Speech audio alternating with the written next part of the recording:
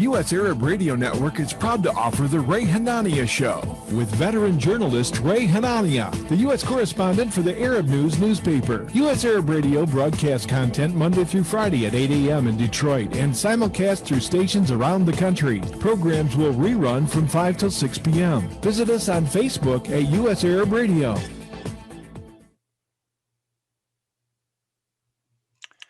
And good morning, everyone. 27 American states are celebrating Arab American Heritage Month in April, and the burden is on the Arab American community to share our stories on our community and to engage government to ensure we're included.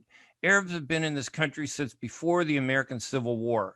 It was an Arab Syrian-born immigrant, Phil Tadros, called Hajali and Haji Ali.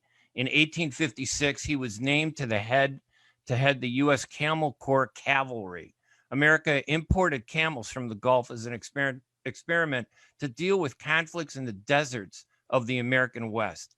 Thousands of Arab immigrants have since served defending America in the military, including in World War I, World War II, Korea, the Vietnam War, and the wars in Iraq. Like many, my father, George, and his brother, Moses, enlisted in the military after the Japanese bombed Pearl Harbor on December 7th, 1941.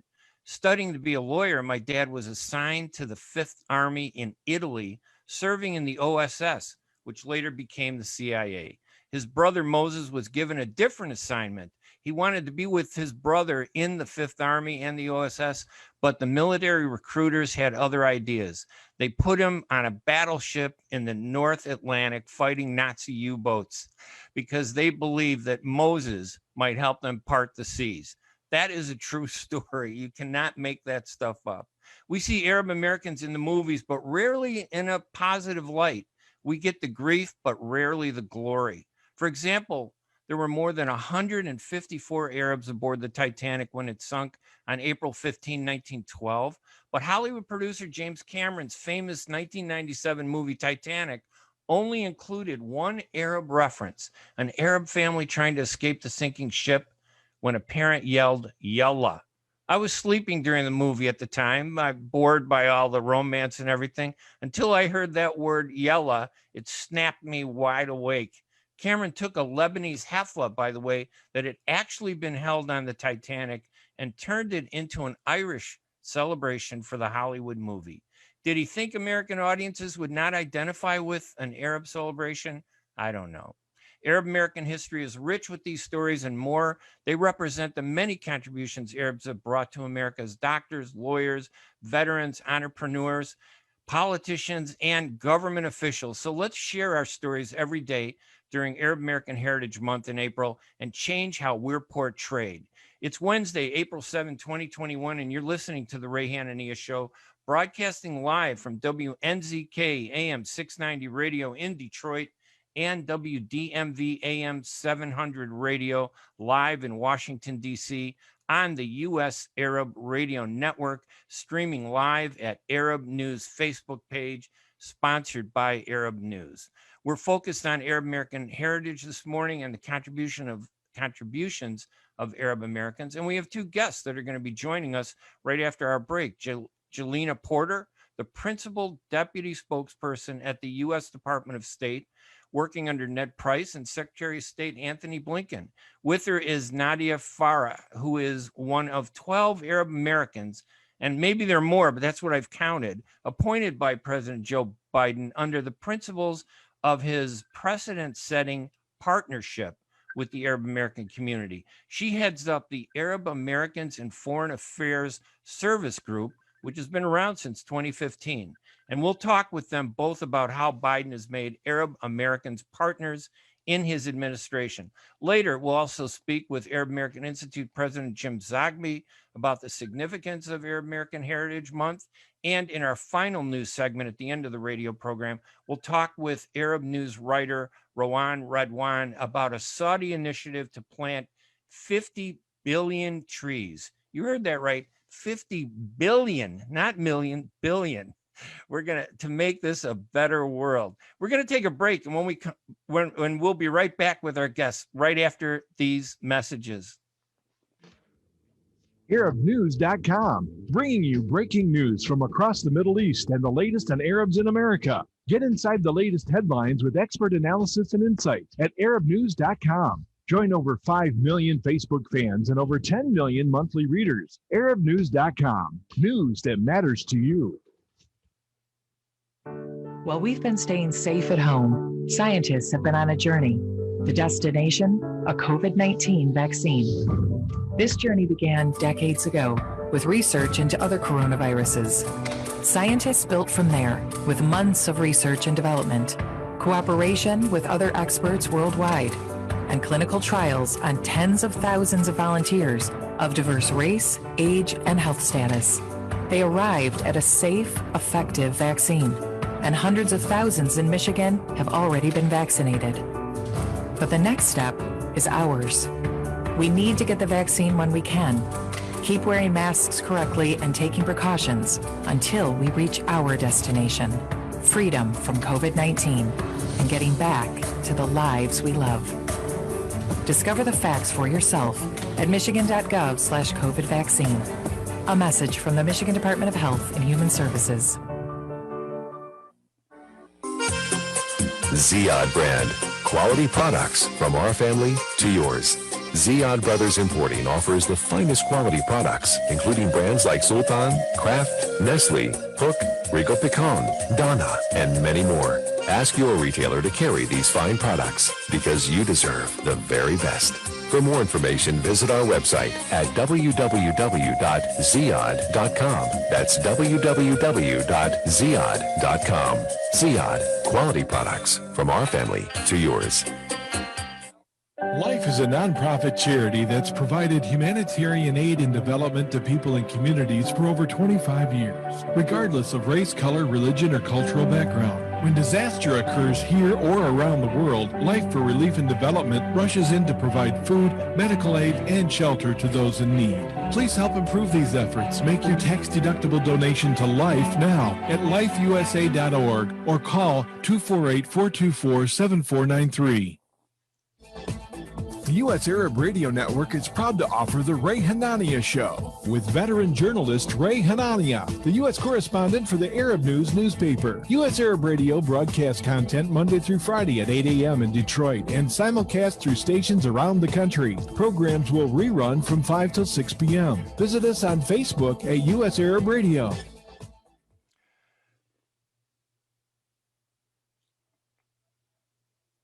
Jalina Porter began her career teaching English in Cambodia as a Peace Corps volunteer and working alongside multiple non-governmental organizations. And she's a leading global communicator and advisor and principal deputy spokesperson at the U.S. Department of State, working under Ned Price and Secretary of State Anthony Blinken. And her colleague, Arab American Nadia Farrar, one of 12, as I've counted, Arab Americans appointed by President Joe Biden to posts in his administration. Jalina, Nadia, thank you guys for joining me this morning. I really appreciate it. Welcome. Go ahead, Jalina, undo your mic. Same thing with you, Nadia. I apologize. Let's get there you go. Well, good morning, you guys. Good morning. My name is actually pronounced Jalina, but thank you for having me. Well, we'll give it an Arab twist, but Jalina sounds good too. Okay, I didn't know that. Okay, well, so that's what I'll go by this whole month. Nadia, I'm going to hold you to that. Well, listen, you guys, this is kind of new for me. Now, I know that Nadia's group that she's with, the Arab American foreign affairs agencies, was started in 2015. Now, I honestly, up until last year, that was the first time I'd heard about it. But there weren't a lot of Arab Americans in government. This organization includes everybody, right? I mean, in other non-NGOs, things like that. Just a little, perspective on what that is about. Sure, I'm happy to. And I just, if it's okay if I correct you, I'm actually a career civil servant, not an appointee. I've been with the U.S. government for 10 years. There you go. But, very flattering that you would think of me. So Arab Americans in Foreign Affairs is a group that was started by one of my Foreign Service colleagues. And I became involved in the group when I joined the State Department a couple years ago, coming from USAID. We have over 450 members. They span what we call the interagency. So any US government agency that deals with foreign policy, foreign affairs, we have members.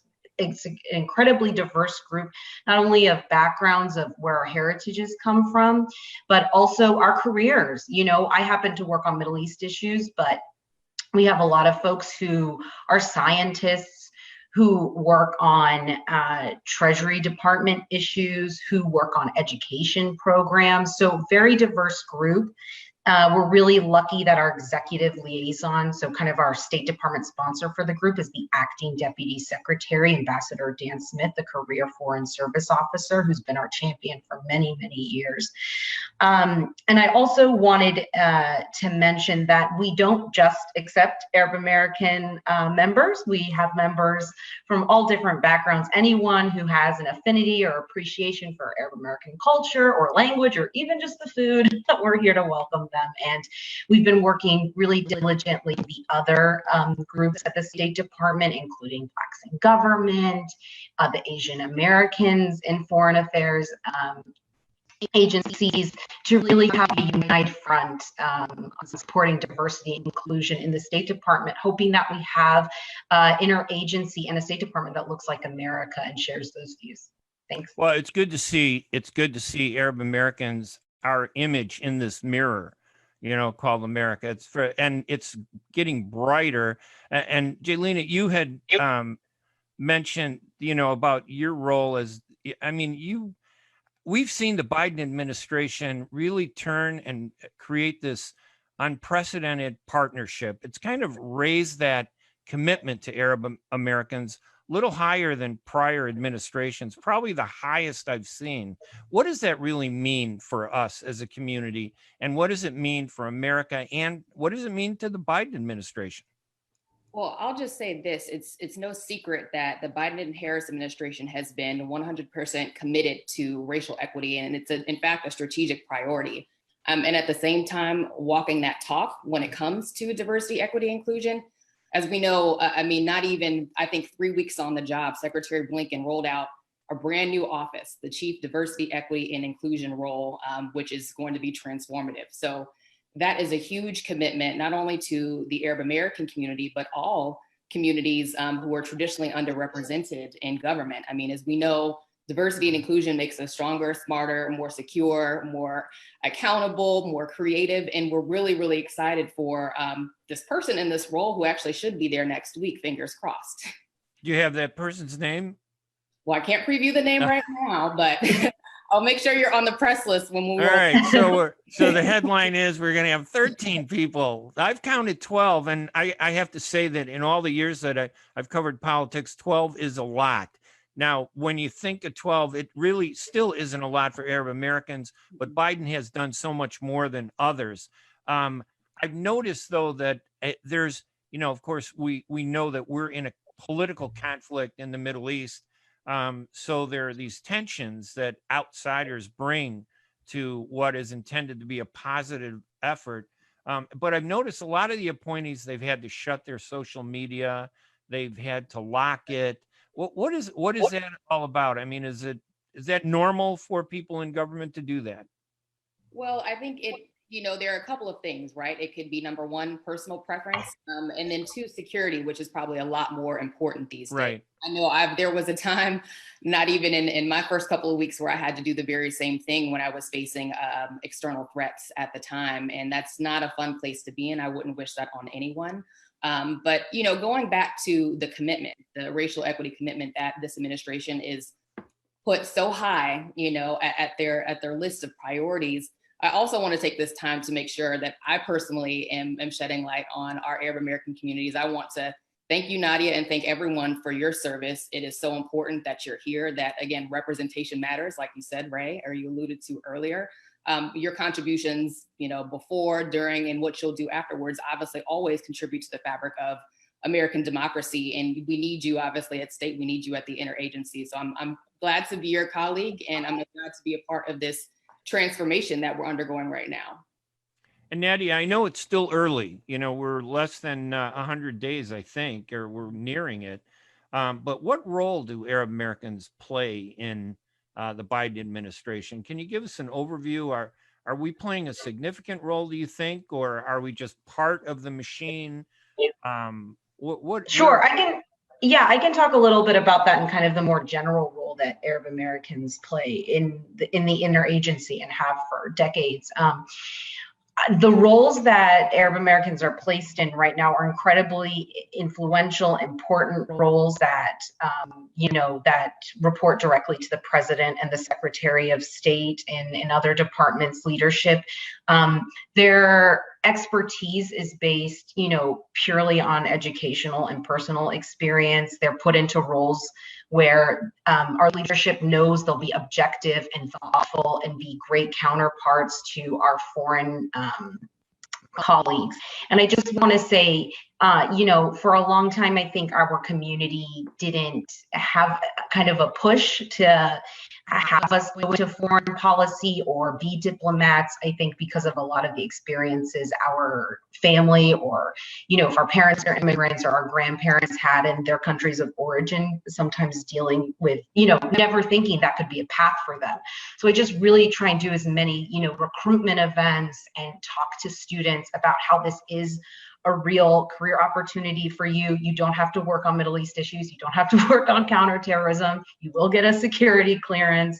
And it's such a great community. And I will say, I think the first couple weeks of the Biden administration, Secretary of State Blinken met with all of the affinity groups, including ethnic, religious, disabilities, things like that. And that sent such a strong message that leadership cares about this. They're going to make tangible changes. They have a marker. They have specific goals they want to make. So that will only strengthen our national security to have different perspectives in the room. So I think a great job ahead.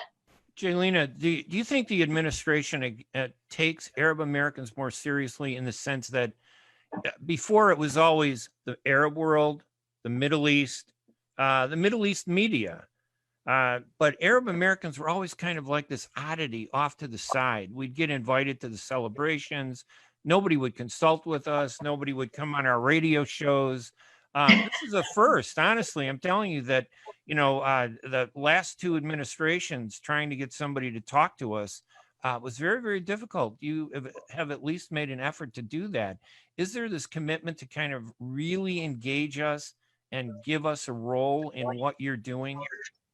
Well, the commitment is here and it's here to stay. And I can make that a personal promise to you. I can make sure that, again, that not only that this conversation will end here, the conversation will be ongoing. And of course, I'd be happy to talk to you about other networks where we can spread the message of what we're doing. And I think it's so important to reach audiences like our Arab American communities, audiences who are middle class, audiences who are, again, traditionally underrepresented in our national security workforce. It's really, really important that we make sure that everyone not only feels included, but it feels informed, and that we're, engaging in a way that's productive to our goals and puts American interests at bay first and foremost. So again, I won't go backwards and talk about, past administrations of what happens then, but I will in the future and what we'll do in our commitment to you and the Arab American community.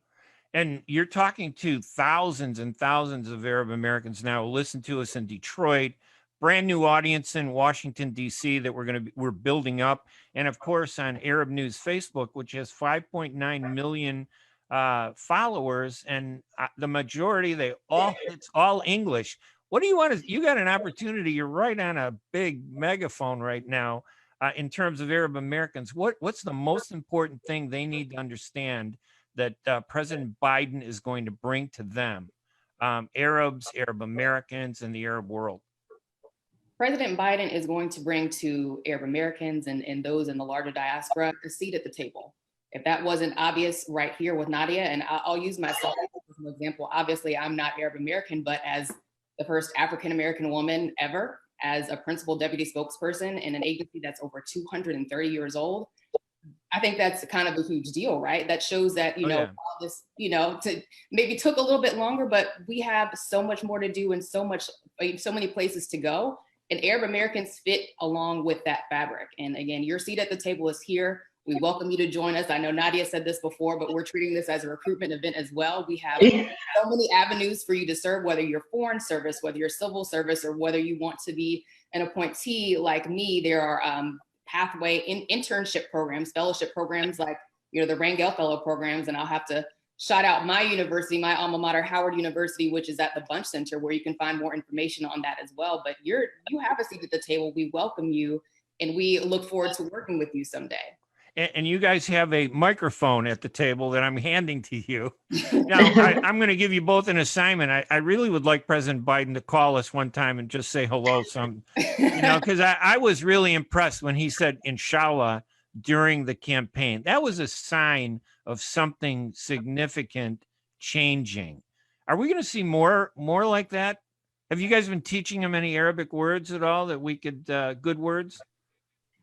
I can take that on. I'll work with my principal officers too. I mean, mine's a little shammy, but I'll bring in some of our membership to teach them the words from each region. Well, you have to teach me some Arabic as well. So put me of course, it's my pleasure.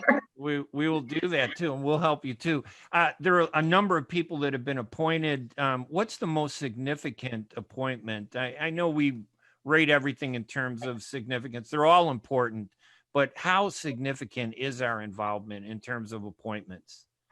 Well, when it comes to appointments, we don't have a breakdown of the appointee list currently at state when it's broken down by race. Okay. But what we will say is that, and again, Nadia may have a different vantage point, but me having been on the job 2.5 months and in the building every day, I mean, at the same time, we're still in the middle of a global health pandemic. So most of the time I'm still meeting with colleagues virtually. And there are some times where actually, I don't even see their face because they don't come off of the camera. So, I mean, sometimes it can be hard to tell, but from what I know and what I've experienced, it's a really, really diverse list that we have. And I think it's doing nothing but growing. I know there have been other people who were FSOs who are now appointees. So people who, were very, very strong on their policy and know the building and know state very well, which is awesome.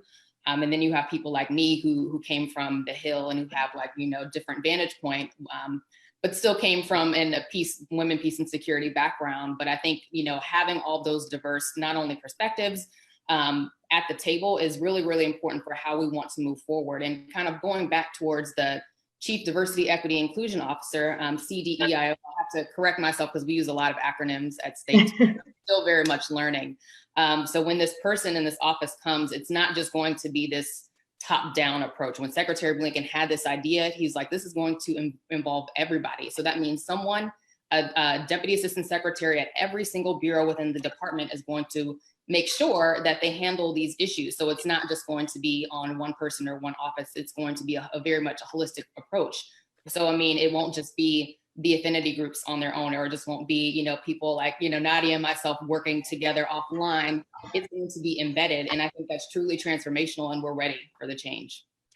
I know you're both on a really tight deadline, and we're coming up to that in a few minutes. Are there any final things, Nadia, Jalina, that you'd like to say about, the significance of what's being done for Arab Americans in the Biden administration, what we can expect?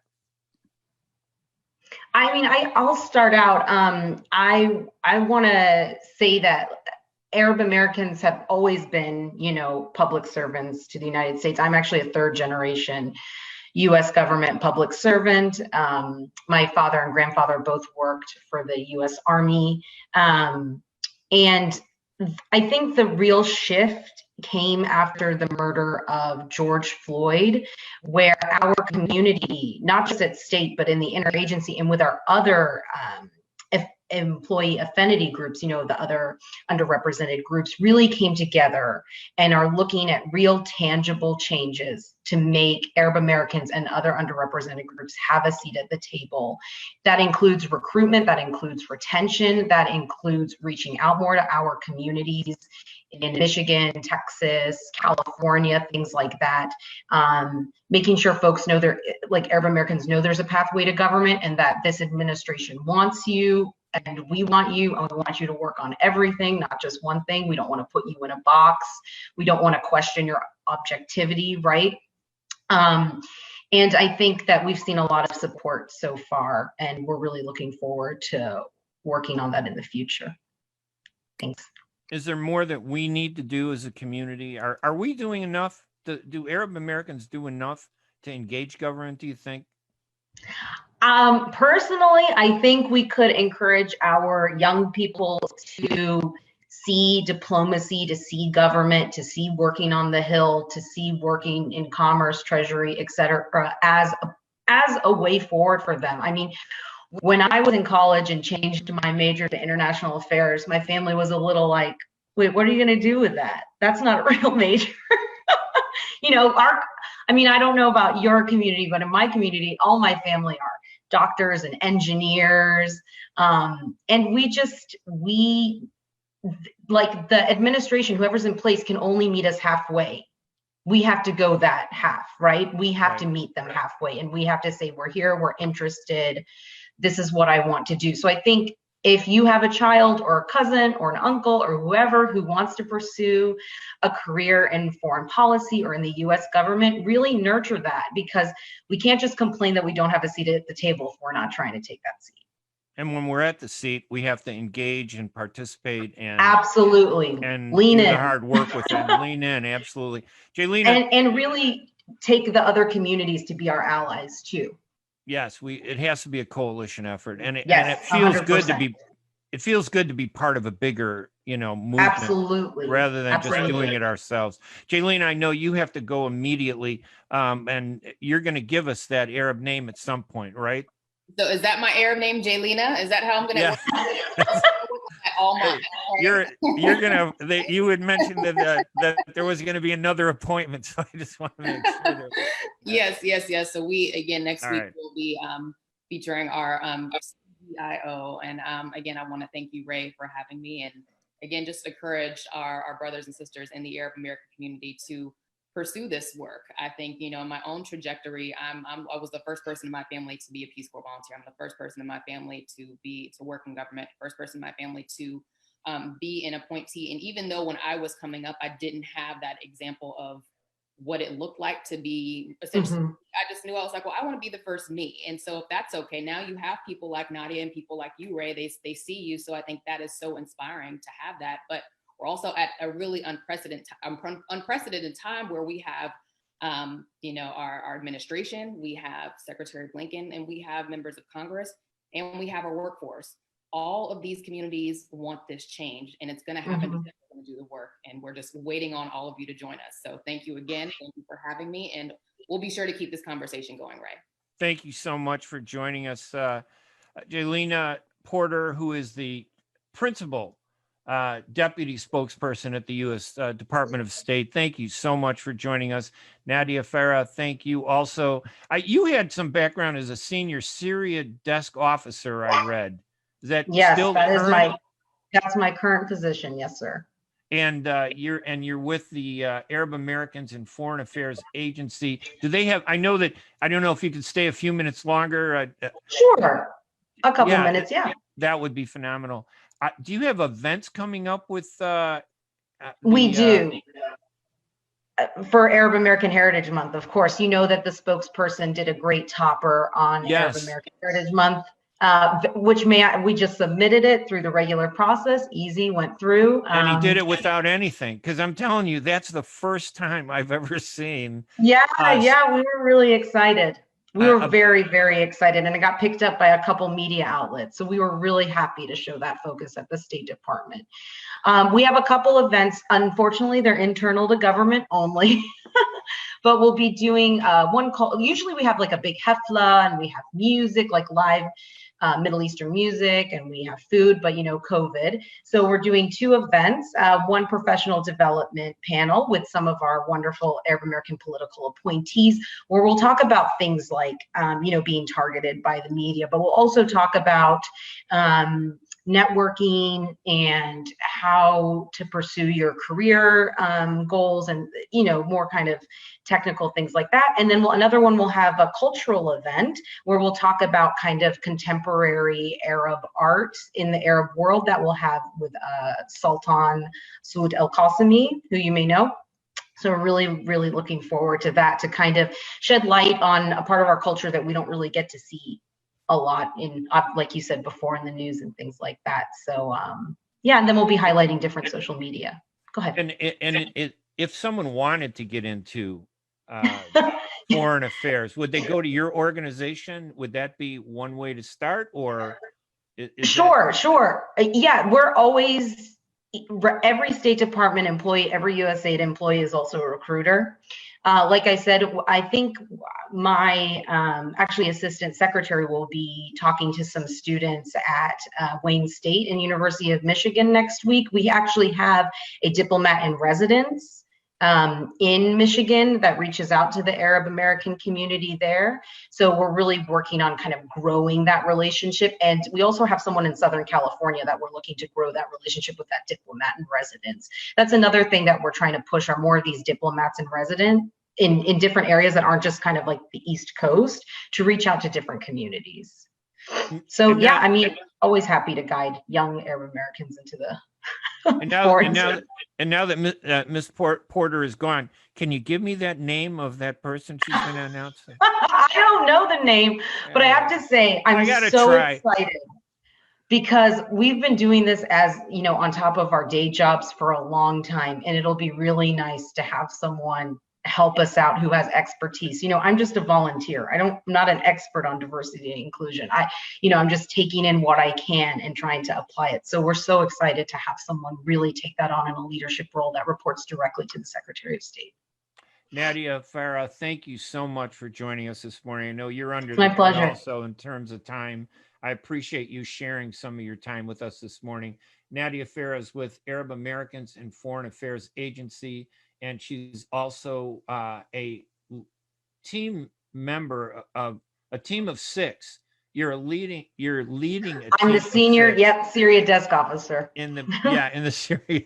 You know what? Government has too many long. We have too many. You're right. We have too many. It's like lines and lines of titles. And even the acronyms become long words that are hard to even remember. So yes, they do. Like AFA. You're one of the top people in the Near Eastern Affairs Department. How's that? Thank you so much. Yeah, I appreciate it. All right, Nadia. It's a pleasure talking to you and meeting you. Thank you. And don't forget to tell the president, hey, a microphone, we could put it. We'll be happy to bring it to the office, all right? Sure. Now that we got a connection, we want it. Thank you. Very flattering. Thank you. Take care. All right. You're welcome, Nadia. Thank you so much. This is the Ray Hanania Show, broadcasting live from WNZK AM 690 radio in Detroit, WDMV AM 700 radio in Washington, D.C., here on the U.S. Arab Radio Network, streaming live at Arab News on Facebook. We're going to take another break, and we'll be right back right after these messages. ArabNews.com, bringing you breaking news from across the Middle East and the latest on Arabs in America. Get inside the latest headlines with expert analysis and insights at ArabNews.com. Join over 5 million Facebook fans and over 10 million monthly readers. ArabNews.com, news that matters to you. Wearing a mask is more than protection. It's a bridge to better days. The path back to celebrations with family. Nights out on the town with friends. Game days with your favorite sports teams. And the thrill of live concerts. But until we can all get the COVID-19 vaccine and build community immunity, which will take time, we all need to continue to stay careful, because Michigan's recovery is depending on you, and so are your family, friends, and neighbors. So even after you're vaccinated, wear a mask, avoid large gatherings, and social distance. One day in the near future, we will all be able to put this pandemic behind us. But until then, spread hope, not COVID. Learn more at michigan.gov/coronavirus. A message from the Michigan Department of Health and Human Services.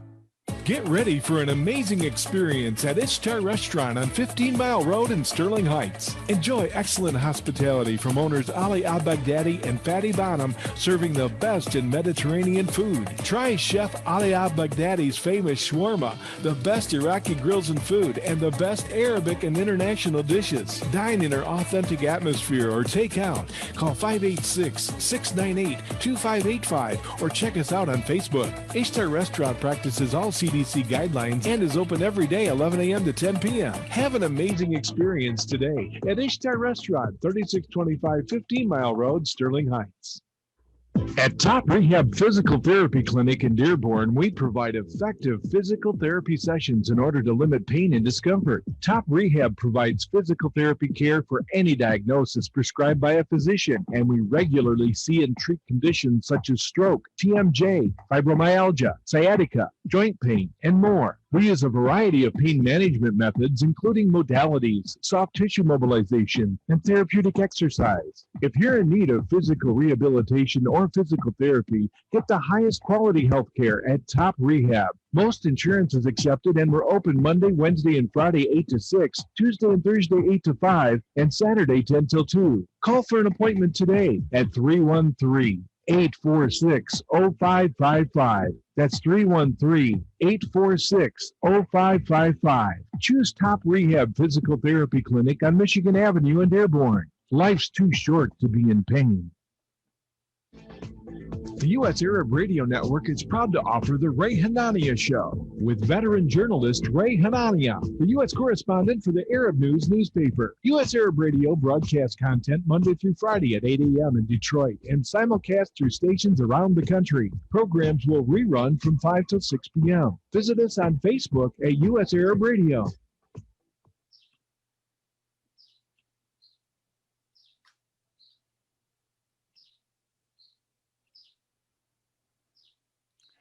We're back on live radio here at WNZK AM 690 radio in Detroit and WDMV AM 700 radio in Washington, D.C., broadcasting to audiences in Michigan, Ohio, Washington, D.C., Virginia, Maryland, and parts of Pennsylvania, and on the U.S. Arab Radio Network and on Arab News Facebook page. I want to do a little shout out to my kind of co-producers together, Jad Batar and Max Semmel. They've done a phenomenal job. You know, it looks easy to just put this old face in front of a camera and then just start yapping, but there's so much that has to be done all the time. I want to thank Jad for personally building the office that I'm sitting in right now. You can see all the technology he put together is brilliant. And Max did a phenomenal job reaching out to our State Department guests that we had earlier, Jalina Porter and Nadia Farrar from the State Department. And hopefully we're going to be bringing on some more guests from the State Department to talk in the future. Right now, I want to introduce Rawan Radwan, who has been with the Arab News since 2012.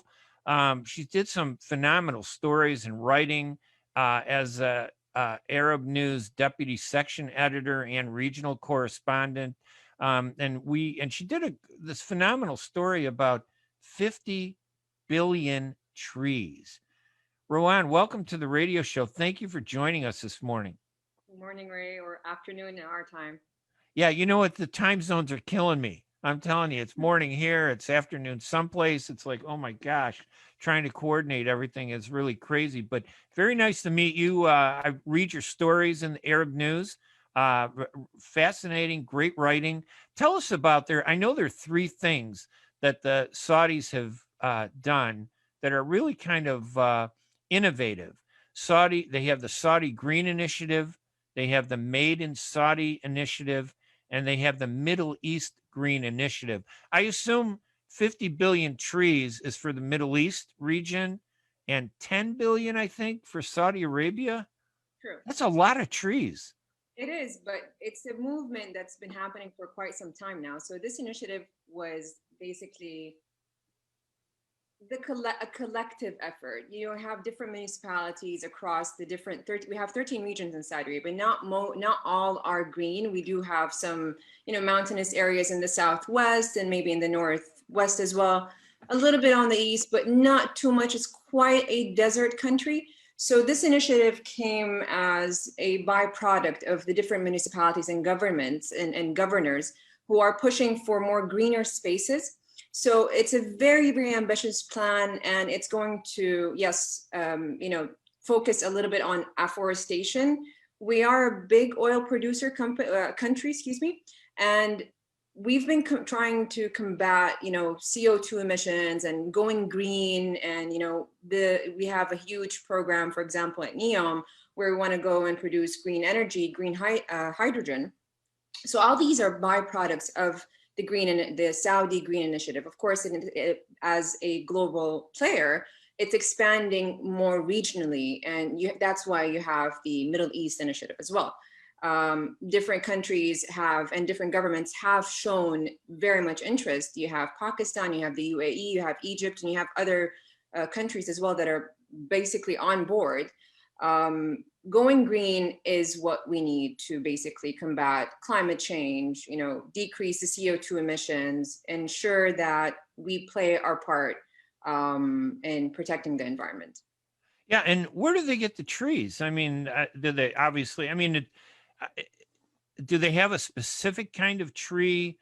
Because most people listening, even Arabs, when they think of the Gulf, when they think of Saudi Arabia, we think of a lot of desert, a lot of sand, Lawrence of Arabia, we think of the movies, but the reality is that there's a lot of area, I guess, where you can plant trees. Yes, very much so.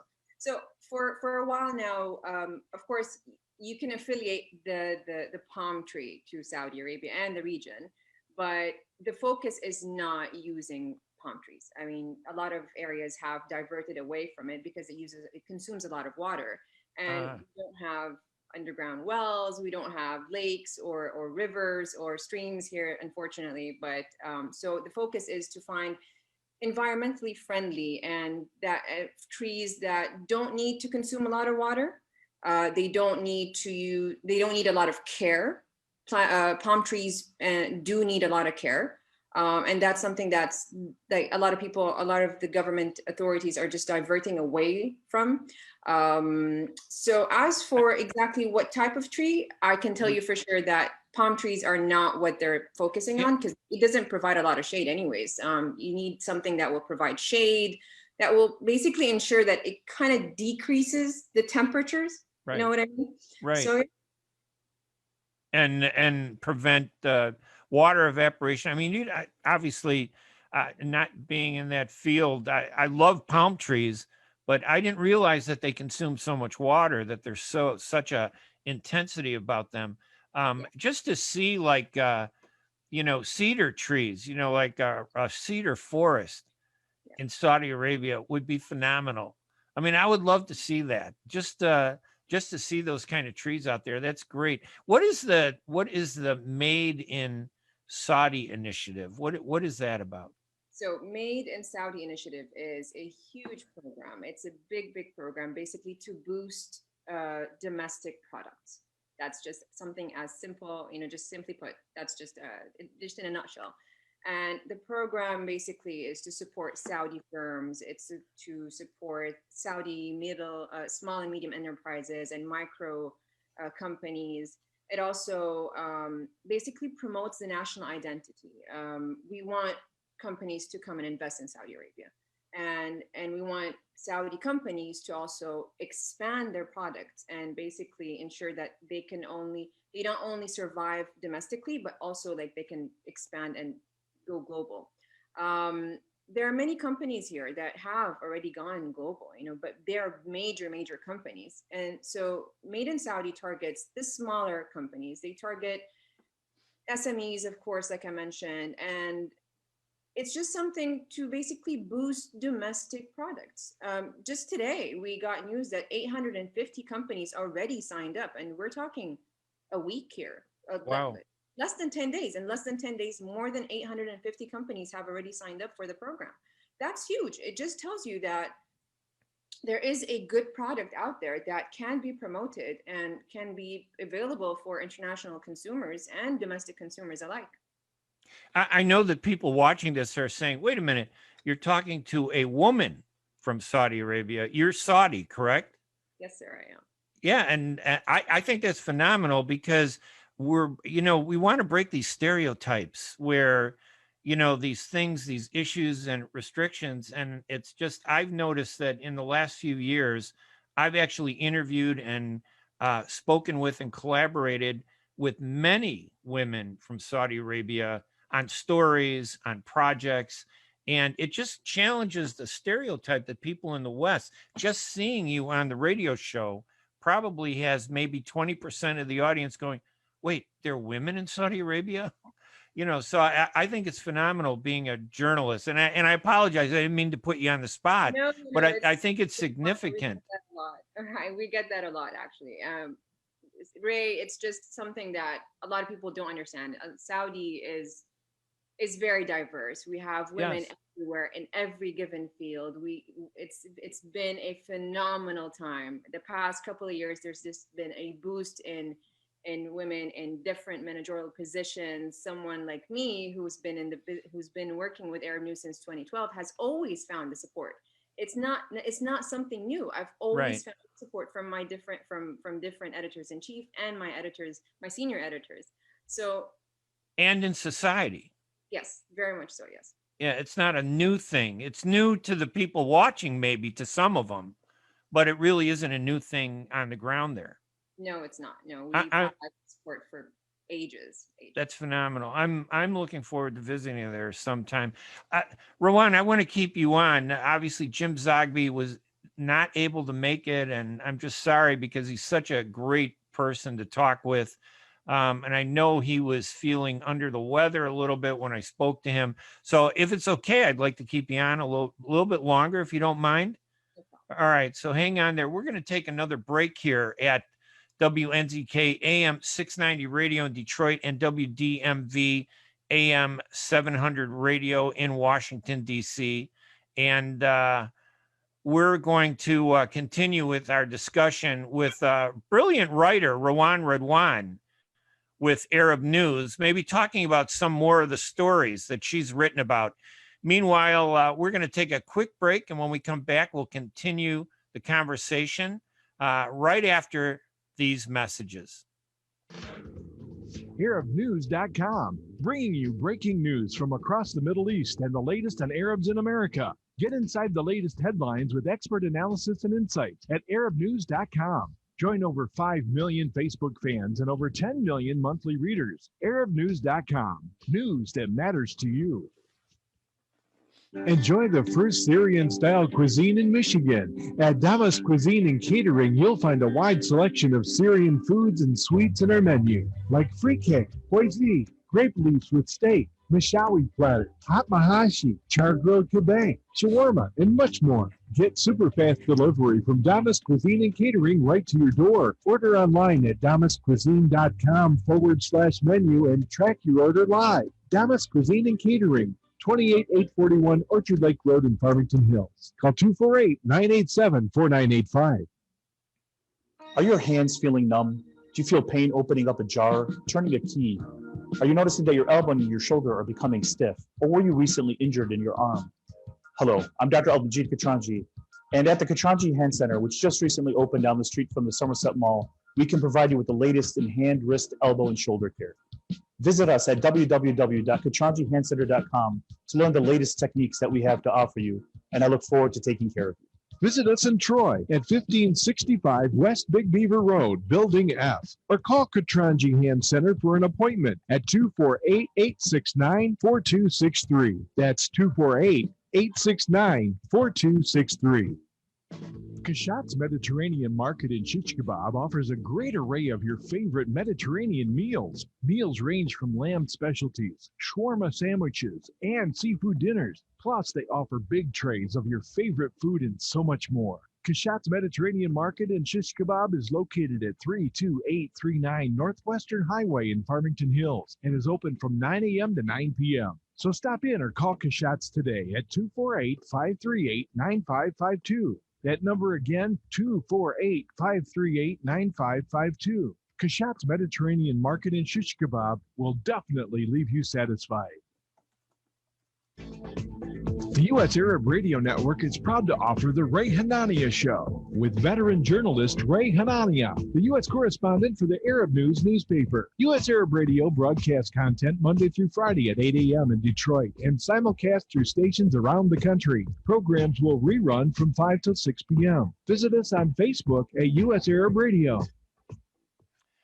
And welcome back to the Ray Hanania show here at WNZK AM 690 radio in Detroit and WDMV AM 700 radio in Washington, D.C., broadcasting to audiences in Michigan, Ohio, Washington, D.C., Virginia, Maryland, and Pennsylvania. One day we're going to have an Arab American radio program that broadcasts across the entire country. So people will not be able to avoid us.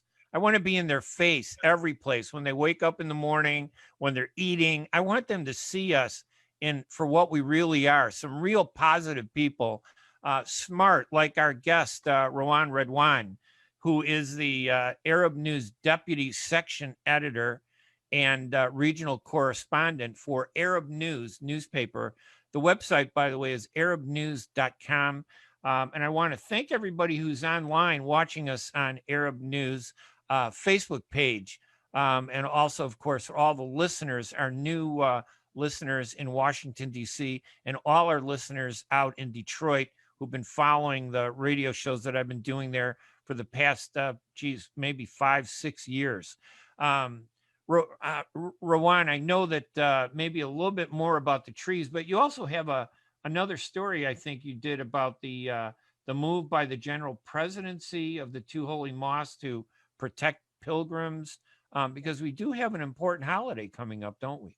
Yes, in less than a week, Ramadan, the holy month of fasting, will start. And last year was a very difficult year as, the pandemic hit and Saudi Arabia went under the lockdown. Prayers and worshipers were basically stopped everywhere. And the two holy mosques are the two most sacred sites in Islam. And for that to happen, that really hit a nerve. A lot of Muslims across the world really felt that was the most difficult thing to ever happen in their lives. I mean, who would have thought, right? So this year, of course, we have eased the lockdown and eased restrictions. And since the lift of the pilgrims going to Umrah to the Mecca Grand Mosque last October, about 13 million plus worshippers have visited. There's a mechanism to this, and there's a process to this. You can't just go and want to perform Umrah. No, there's a mechanism. So the Saudi authorities released a couple of applications where you can literally register a time slot to go pray, go to perform your Umrah. And this year, because of the impending, because of the upcoming month, they wanted to regulate that even more. And they have provided, and to keep people safe, they want you to go with ease, but you have to be vaccinated.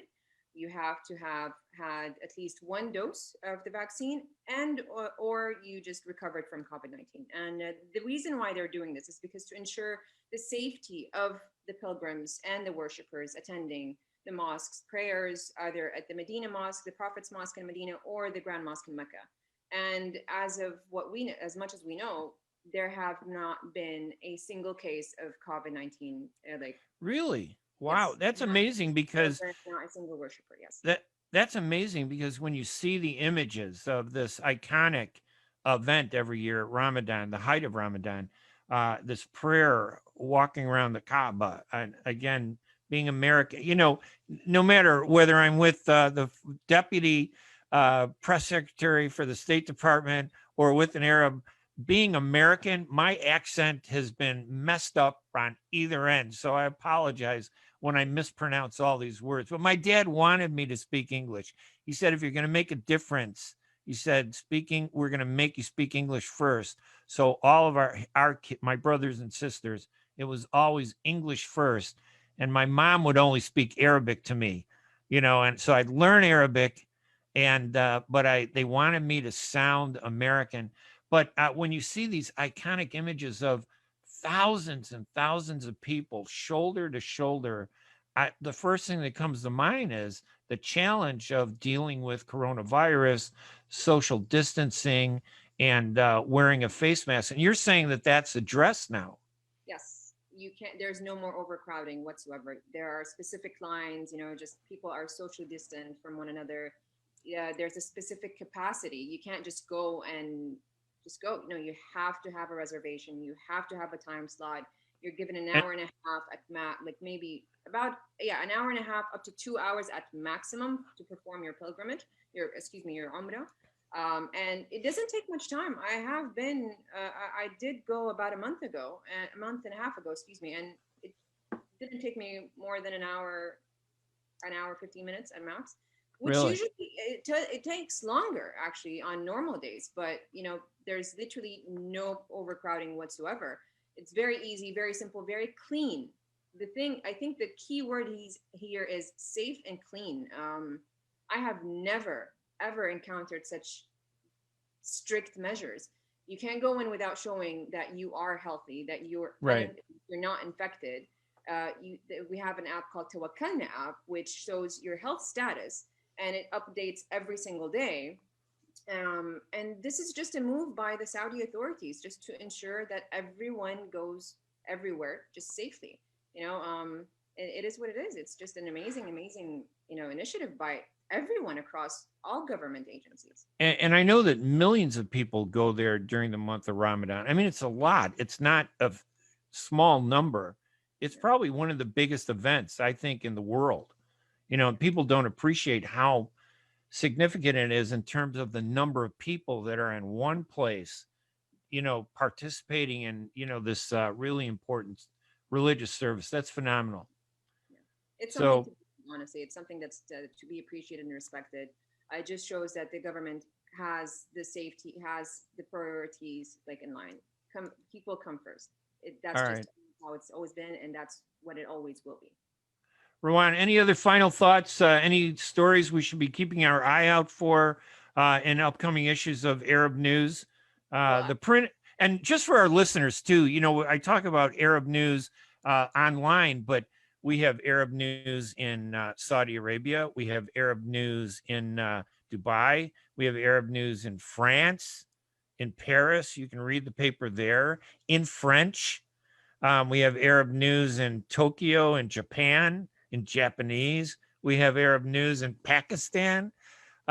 We have the online in London. They don't have a paper in London, I don't think, but I think that there were discussions about doing that, which would be phenomenal. And here in the US, and I think for the Americans, Arab News has really brought, a real depth in terms of what's really happening, in the Middle East to them in the English language, written in their style, so it's comfortable reading. So, Rawan, anything we should be watching out for in the coming weeks at all, or? I guess today there's big news coming up from Al-Ula. That's something to look forward to. And I guess in the next coming days and weeks, readers can log on to the website and read more about how Ramadan is celebrated here in Saudi Arabia and across the region. You can find a few details here and there that will just show you how diverse we are as a country, and especially at a time where it's a very joyous occasion, very spiritual as well. So that's what I think people should look forward to. Well, I want to thank you, Rawan Radwan, for joining us. The story about Made in Saudi initiative, the Saudi Green Initiative, planting 50 billion trees. That really is a phenomenal story, and it's a great credit. You're a great writer. My guest, Rawan Radwan, Arab News Deputy Section Editor and Regional Correspondent. Thank you so much for joining us. It was a real pleasure to meet you. Thank you for having me. All right, you have a good day. And everybody else, I think we've completed all of our ad breaks, and we're here at the end of the show. Last week, we were able to interview Dr. Hanania Shrawi. Next week, to kind of give balance, I'm going to have the former Israeli ambassador to the UN, Danny Danon, is going to join it. He's a Knesset member. We're not just going to talk about politics. I'm going to press him on, obviously, peace and the Palestinians, but I'm really interested into understanding Israeli politics and how the Arab vote in Israel actually plays and can play a role, and just cut through some of the issues. So we'll have him on next Wednesday on April 14th. So you want to stay tuned. I want to thank everybody for listening. And of course, our producers, Max Semmel and Jad Batar, who really helped to put this show together and who are helping to put some great shows coming up every Wednesday morning here at WNZK AM 690 radio and WDMV. Getting the sound effect controlled here. WDMV AM 700. And of course, on Arab News Facebook at facebook.com/Arab News. You can watch us live. Don't forget to check out our past shows. You'll be able to hear the podcast soon on arabnews.com. We'll get you that link. And I want to thank our guest, Jalina Porter, Deputy Press Spokesman for the U.S. Secretary of State, Anthony Blinken, her colleague, Nadia Farrar, and Rawan Radwan from the Arab News for joining us this morning. It's just a lot of fun. I'm Ray Hanania, leaving you with this week's Arab proverb, maybe appropriate for Arab American Heritage Month. Get together like brothers and sisters, but work together like strangers. Listen, talk to you next week. I'm Ray Hanania. Don't forget to tune in. You guys have a great week. We'll talk to you. Bye-bye, everybody.